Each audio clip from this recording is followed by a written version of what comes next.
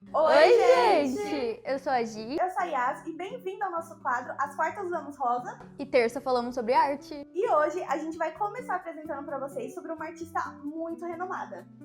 Artista, engenheira, renomada, brasileira e mais de 1 milhão de coisas. E estamos falando da... Adriana Varejão! Quero efeito de palmas.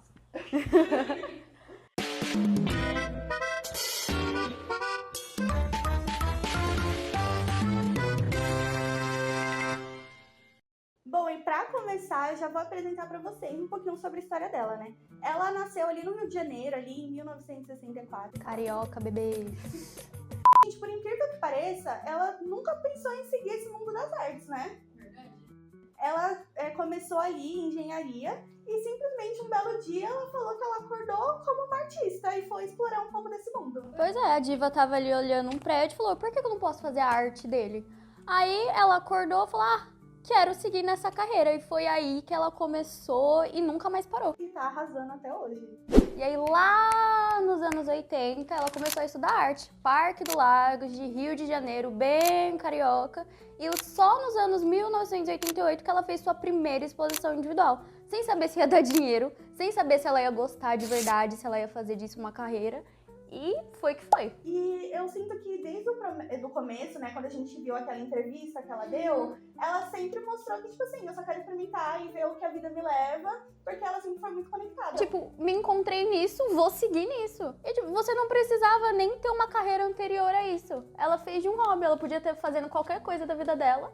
Falou, vou seguir nisso. Pra vocês terem noção, agora a diva tá em Veneza, lá participando de 1 milhão de exposições.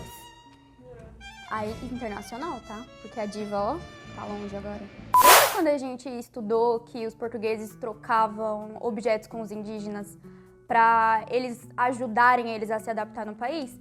Foi daí que veio os azulejos, bebê. E na obra dela, ela gosta de misturar isso, sabe? De ter algo nosso, ter algo deles. E ela traz isso muito como crítica. Crítica do que a gente passou, da história e desse momento que foi de tanta dor pro nosso país. Eles dizem que nosso país começa aí. E é isso que a Adriana traz. Foi um período difícil, foi um período de extrema violência. A gente sofre consequências até hoje. Diva milituda! Puxou tudo! Falando um pouquinho também das obras principais, vocês já ouviram falar da azulejaria verde com carne viva? Anos 2000, bebê. Ela começou a entregar, ó, junto com a gente nascendo e ela entregando, né? Acho que foi presente pra gente. Ela fala bastante sobre visceral, sobre o que existe atrás da nossa história. Sem aquele lado bonitinho, então são vários azulejos, tanto portugueses quanto brasileiros. Aí, caindo, visceral, como se fosse rasgado, mostrando a parte de trás. E o que é essa parte de trás? A parte feia, a parte que ninguém nunca quer mostrar.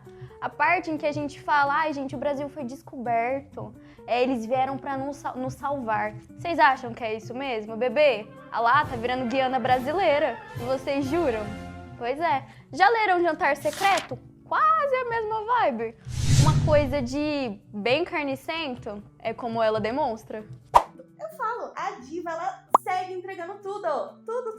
E sabe o que a galera fala dela? O quê? Você não vai acreditar?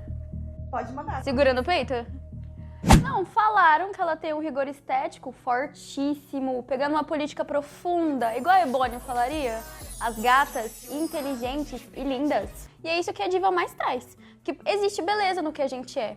Mas será que é só isso? Não tem nada por trás? Nos painéis de azulejaria barroco, né, do século XVIII, XVII, aqui no Brasil, ou mesmo em Portugal, essa azulejaria azul e branca, né, que os portugueses trouxeram para os edifícios coloniais, muitas vezes esses azulejos, eles caem, eles vão caindo e vão se recolocando eles no lugar, mas com uma ordem completamente diferente, como se eles estivessem embaralhados.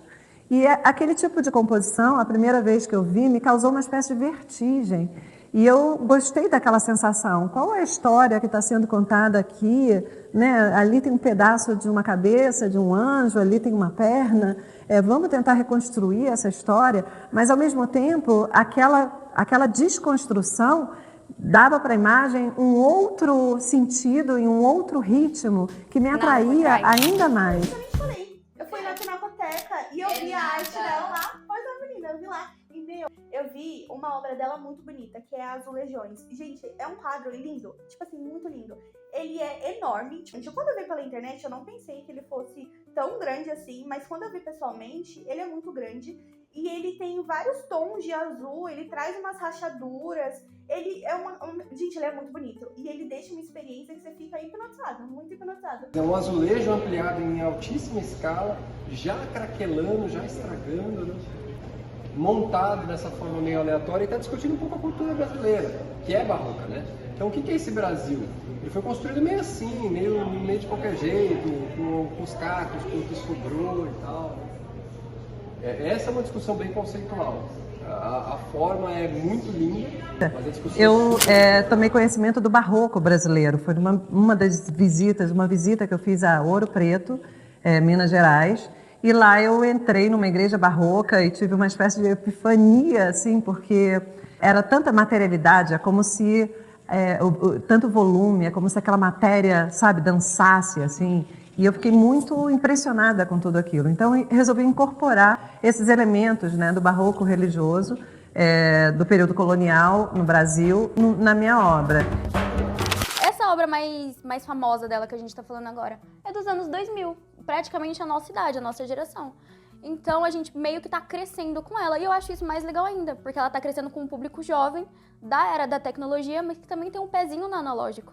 E essa obra deu um apavoro nos estudantes do Enem do ano passado. Ninguém sabia responder a diva. É igual quando aparece alguma questão do Caetano Veloso e aí colocam ele pra gravar assim e nem ele sabe responder a dele.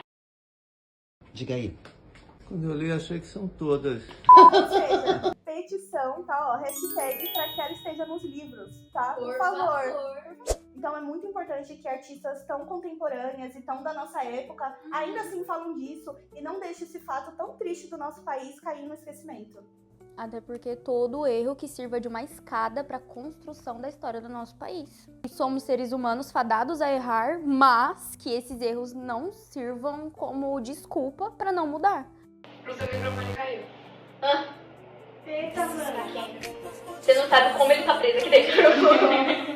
Não, e você não sabe como que é esse processo criativo dela. Ela já compartilhou muito que não é uma coisa fácil, sabe? Porque acho que a gente tem muito esse estereótipo de que artista dorme, acorda, já com a arte na cabeça e que é tudo tão fácil. Mas não, ela traz também que muitas das vezes é doloroso, sabe? A criatividade, ela não vem do nada, é uma construção. Porque ela traz muito essa importância de você ter repertório, sabe? Porque às vezes você fica tão focado que você precisa criar, que às vezes a sua inspiração, ela vem muito do seu dia a dia. Então acho que ela traz muito isso. Só que ela também traz essa parte de realidade, de que o processo criativo nem sempre é tão colorido como a gente pensa, e que muitas das vezes ela fica horas no ateliê pra até que surja uma Eu ideia. comecei a usar gesso e esse gesso se craquelava.